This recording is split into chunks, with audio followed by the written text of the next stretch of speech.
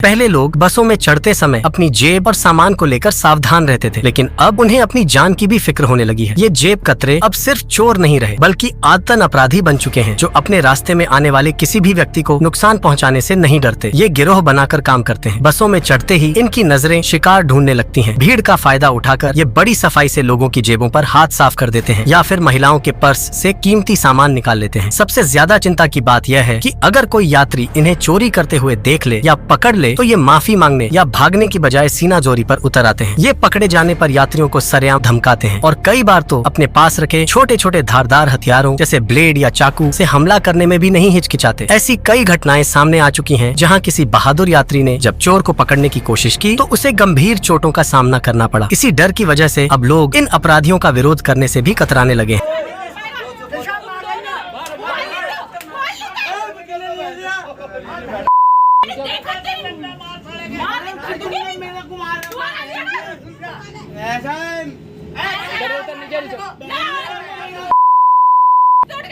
नीचे उतर अरे तुमने मेरे को मार दिया।